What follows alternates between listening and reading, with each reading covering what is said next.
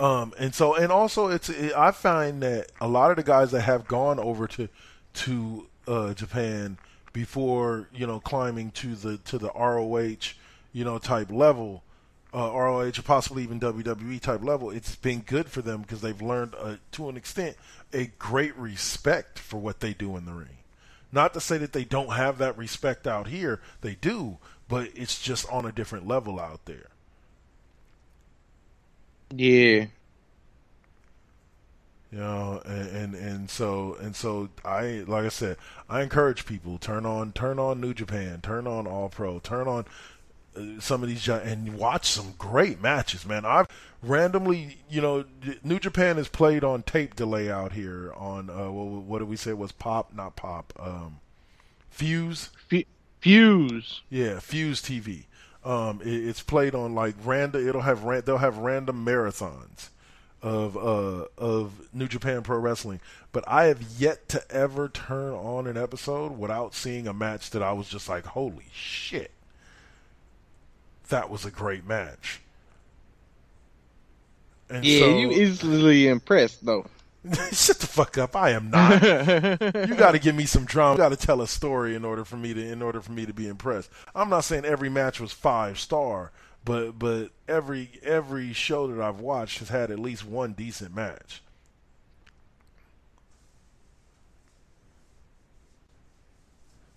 I'm trying to diminish my opinion, man. Man, I'm just fucking with you, bro. I'm just fucking with you. I know. But yeah, so like, I encourage people to watch both. Watch them all if you can, if you have the time. Watch it all, motherfuckers. Waste your life watching all wrestling. Don't do nothing but watch wrestling your life. This from the man who received as a birthday present a year worth of pay-per-views and sat down and watched every one of them motherfuckers. So? and for a long time, all I did was sit around and watch wrestling. I didn't go to work. Didn't have no job. Didn't have shit to do. Those days are over. I got to go to work in the morning, all right? I feel you. I'm working two now and looking to work a third soon. 2-3 jobs myself, so I know the feeling. I'm looking to work 5-6 days out of every week. So maximize my money and my profits. But I fried chicken. I grow marijuana. All right. I fried chicken in the daytime. I grow marijuana at nighttime. It's like I'm a superhero. Oh, so you mean you work for Titus Worldwide? No, I don't work for Titus Worldwide. And Titus Worldwide don't work for me. But Tobias Wells does, huh? With his albino ass. Nope.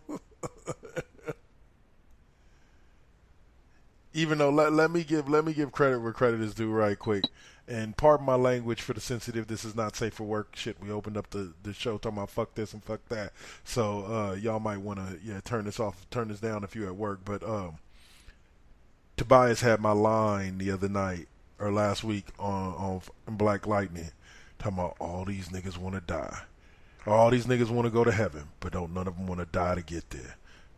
I don't know who wrote that line, but when you wrote it down, you had to have giggled to yourself with just how tight that line would be, especially coming out of what looked like an albino black dude's mouth. He is an albino black dude. He is an albino black dude? Well, then shit, yeah. And yeah, it was a cool line. But I think I heard it somewhere before. I can't remember where though. Yeah. Wouldn't doubt it. Yeah. Wouldn't doubt it, but I liked it. Like I said, it was one of those lines that hit me right. Just like that, but wrapping it back around, just like that Usos promo. Like they built off their promo from last week. And didn't have the little hint. I'm glad that they stayed away from having the Bludgeon Brothers come out again at the end of this week's promo and just let them kind of cut that promo and leave it there.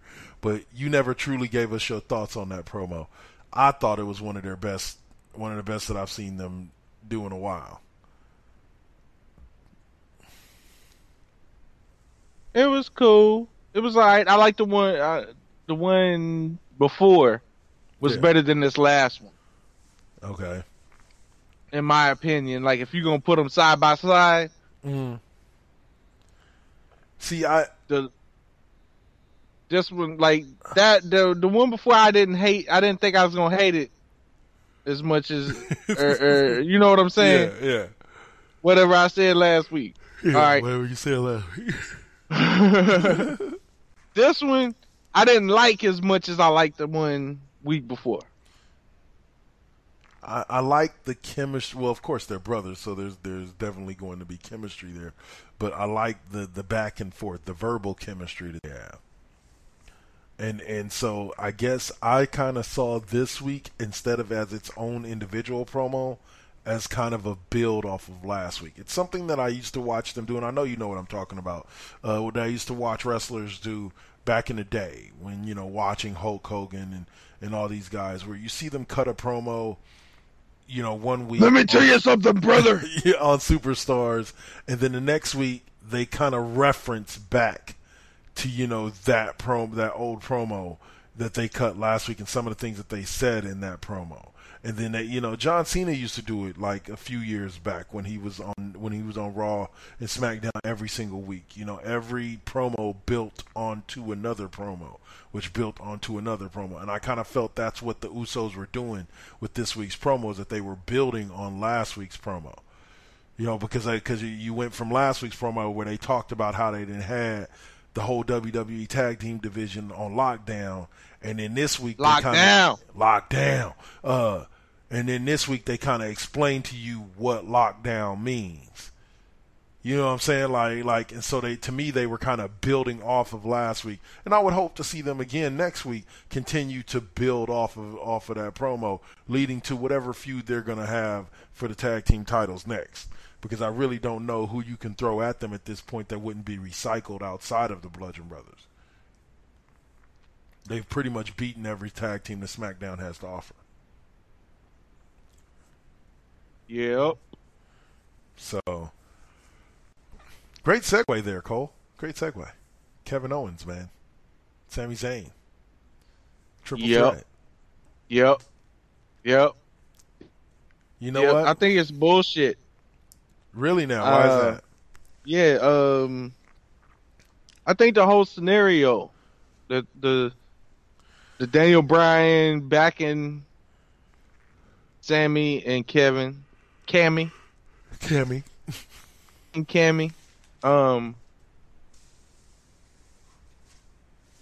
it's just terrible, man. We had a great match last night, excuse me, Tuesday night.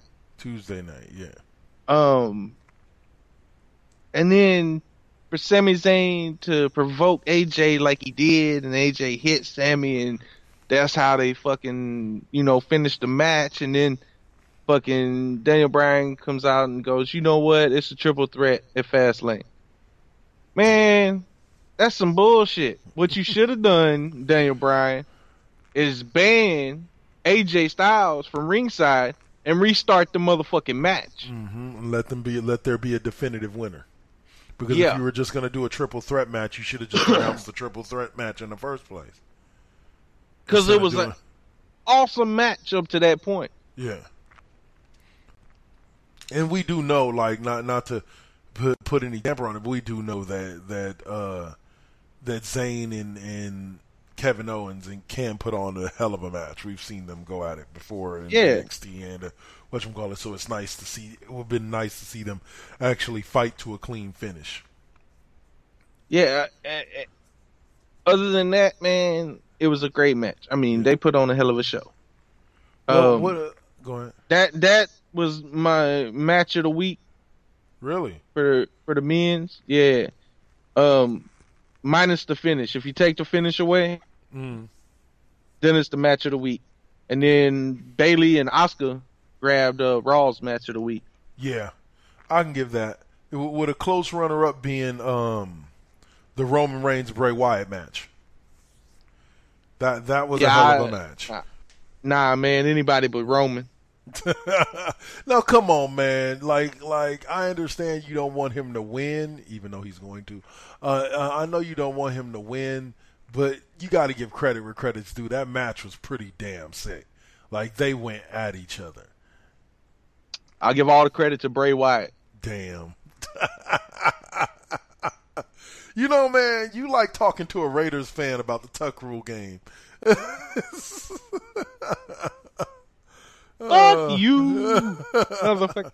That's right. You listening to the Fuck You, F You Wrestling Podcast right here on Spreaker.com for Aces Presents. Anyway. F you right in the face, homie. Right square in the face. You like how I turned that into a shameless plug? Now, I oughta. So what? We had two more. We had what? Two more people decided for the Elimination Chamber this week on Raw. Yeah, I can't believe Elias is gonna enter last. I still don't think he's gonna win, but I don't think he's gonna win either. I think it was a waste of a position. Yeah. I thought Braun Strowman would be last. Bingo, right there. Nail on the head. I thought for sure as soon as I saw the match, I was like, well, Strowman's going in last. And, yeah, I got the notification. I'm like, oh, okay, that doesn't make any sense. I guess it makes it look like they're setting Elias up to win, but we all know Elias isn't going to WrestleMania to face Brock Lesnar. Come on. Brock Lesnar would eat his fucking guitar for dinner and fucking, yeah, and then Suplex City him to death. Yep. But so far, who do we got in the matchup in the Elimination Chamber? It's John Cena, Braun Strowman, Elias, who just won this week? Roman Reigns. So we got two more competitors, right, that need to be decided. Yeah, I'm picking Braun to win it. Really? Braun Strowman. Man, I want to see him and Brock Lesnar face off 1-on-1. Yeah, I would love to see that. But I think when he wins the belt, it won't be from Brock. I think he'll end up winning the belt off of Roman. Oh, yeah? Yeah. But I like the pick because Braun should be able to do a lot of damage in that cage. Like, if WWE is smart, if you're not going to have Braun win the match, then he needs to go in number 1 or number 2. So you can get maximum destruction out of him before he gets eliminated. Because just remind you, Braun Strowman has not been pinned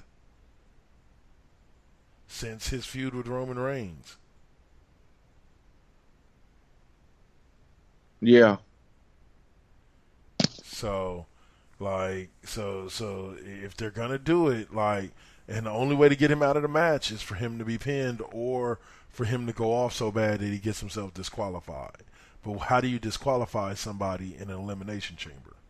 You don't. There's no disqualification, homie. So there you go. So the only way for Braun Strowman to be put out is to either tap out or to get pinned. Yeah, I don't see him doing either one.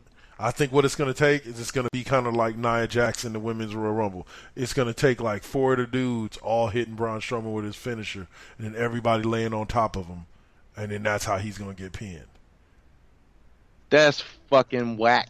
It is whack, but it's about the only way to pull it off and still have Braun Strowman look strong. Yeah, I know. It's whack, though. So whack. I hope that don't happen. I hope it don't happen that way, man. If it happens that way, I'm blaming you. You blaming me? Because I put it in their head? Yep. Yep. It's your motherfucking fault. All right, man. Well, let's take that first commercial break. We'll come back from that and talk a little bit more Raw. And this new look for both Raw and SmackDown with these little cut promos is, I don't know. I'll give some opinions on that when we come back from commercial break right here on the FU Wrestling Podcast. on Spreaker.com for Aces Presents Radio.